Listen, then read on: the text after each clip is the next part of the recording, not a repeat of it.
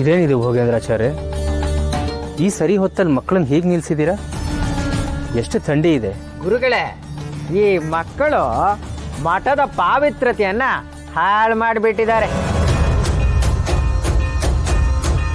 ಜಾತಿ ಮತ ಗೊತ್ತಿಲ್ಲದೆ ಇರೋ ಯಾವುದೋ ಮಗುವನ್ನ ಮಠದೊಳಗೆ ಕರ್ಕೊಂಡು ಬಂದು ಹಾಲು ಕುಡ್ತಿದ್ದಾರೆ. ಹಸುವಿನಿಂದ ಅಳ್ತಾ ಇರೋ ಮಗುಗೆ ಹಾಲು ಕುಡ್ಸೋದು ತಪ್ಪ ಗುರುಗಳೇ? ಮಕ್ಕಳು ದೇವ್ರ ಸಮಾನ ಅಂತಾರೆ, ದೇವ್ರಿಗೂ ಮೈಲ್ಗೆ ಇರತ್ತಾ ಗುರುಗಳೇ? ಪ್ರಾಣಸ್ಯಾನ್ನಮಿದಂ ಸರ್ವಂ ಪ್ರಜಾಪತಿರ ಕಲ್ಪಯತ್ ಸ್ಥಾವರಂ ಜಂಗಮಂ ಚೈವ ಸರ್ವಂ ಪ್ರಾಣಸ್ಯ ಭೋಜನಂ. ಬ್ರಹ್ಮನು ಜೀವಾತ್ಮನ ಹಸಿವಿಗೆ ಅನ್ನ ಆಹಾರವಾಗಿ ಪಶು ಪಕ್ಷಿ ಧಾನ್ಯಗಳನ್ನು ಸೃಷ್ಟಿಸಿದ್ದಾನೆ.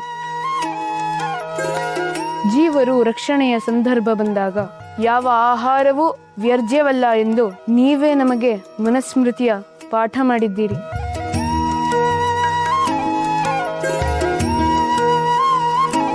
ಆಪತ್ತಿನಲ್ಲಿರುವ ಮಗುವಿಗೆ ಆಹಾರ ನೀಡುವುದು ಅಪವಿತ್ರ ಹೇಗಾಗುತ್ತದೆ ಗುರುಗಳೇ? ಮಕ್ಕಳ ಪ್ರಶ್ನೆಗೆ ಉತ್ತರ ಹೇಳಿ ಭೋಗೇಂದ್ರಾಚಾರ್ಯರೇ.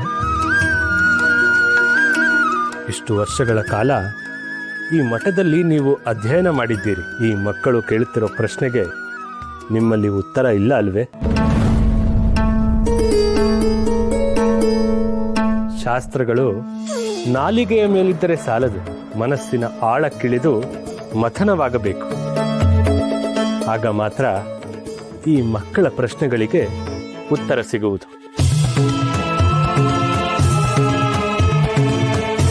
ಈ ಮೈಲಿಗೆ ಅನ್ನೋದು ಶುದ್ಧತೆಯನ್ನು ಕಾಪಾಡಿಕೊಳ್ಳಲು ನಾವು ಮಾಡಿಕೊಂಡಿರುವ ಕಟ್ಟುಪಾಡುಗಳು,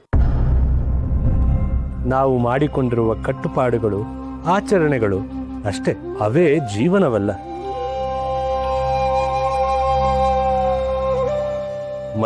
ಮೈಲಿಗೆಯನ್ನು ಯಾವ ಜಾಗದಲ್ಲಿ ಆಚರಿಸಬೇಕೆಂಬ ಅರಿವಿರಬೇಕು.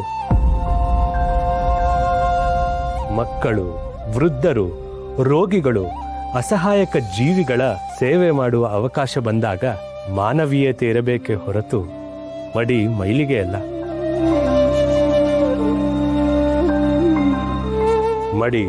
ಮೈಲಿಗೆಯ ಅಪವ್ಯಾಖ್ಯಾನವಾಗಿದ್ದರೆ ಮಹಾಗುರು ವ್ಯಾಸರಾಜ ತೀರ್ಥರು ಶ್ರೀ ಕನಕದಾಸರಿಗೆ ಗುರುವಾಗುತ್ತಿರಲಿಲ್ಲ ಅಲ್ಲವೇ?